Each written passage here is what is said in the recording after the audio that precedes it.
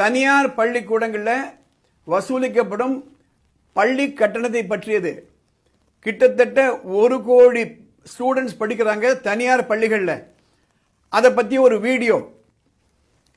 இந்த வீடியோ 5 நிமிஷம் ஆகலாம், 6 நிமிஷம் ஆகலாம்.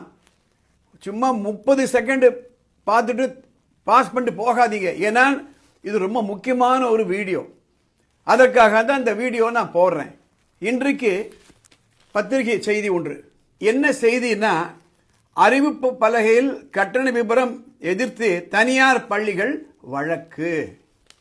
என்ன கேட்குறாங்க? நீ எவ்வளோபா ஃபீஸ் வாங்க போறேன்னு போர்டில் போடு, அவ்வளோதானே கேட்குறாங்க. இதில் என்ன பிரச்சனை? பெட்ரோல் பங்குக்கு போங்க, அங்கே அறிவித்த டீசல் விலை எவ்வளவு, பெட்ரோல் விலை எவ்வளோன்னு போட்டிருக்காங்க. ஒரு ஹோட்டலுக்கு போங்க, இட்லி வடை சாம்பார் என்ன விலை, காஃபி என்ன விலை, ரோஸ் மில்க் என்ன விலை, சப்பாத்தி என்ன விலை, பரோட்டா என்ன விலை, டிஸ்பிளே பண்ணி ஆகணும் பண்ணுறாங்க. அவங்க யாரும் கேள்வி கேட்கல.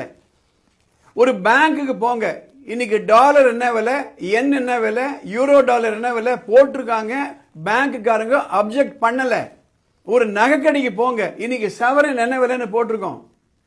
இவ்வளவுக்கு என்ன எல்லாம் பேசுறாங்களே, டாஸ்க் மார்க்ல ஒரு பாட்டிலுக்கு இவ்வளவு விலை, அதுக்கு மேல 10 ரூபாய் வாங்குறாங்க, 20 ரூபாய் வாங்குறாங்கிறதுனால இவ்வளவு பிரச்சனை வருது. அவங்களாம் போட்டிருக்காங்களா இல்லையா? நீங்க ஒரு மளிகை கடைக்கு போறீங்க, ஒரு சோப்பு எம்ஆர்பி போடுறாங்களா இல்லையா? ஒரு பிஸ்கட் வாங்குறீங்க, எம்ஆர்பி பிரிண்ட் பண்றாங்க, எப்ப மேனுஃபேக்சர் பண்ணாங்க, எதனால் வரையில் வேலிடிட்டின்னு.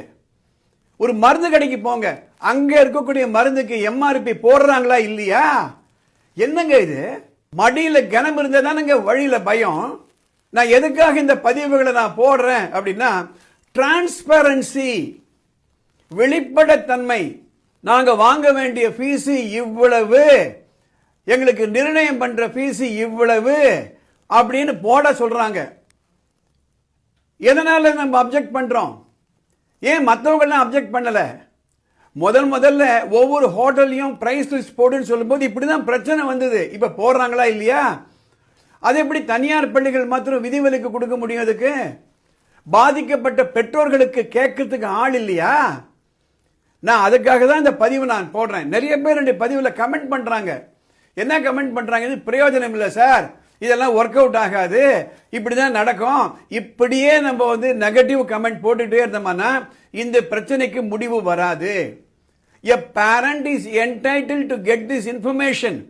What was the fee fixed by the fees fixation committee and how much you are collecting?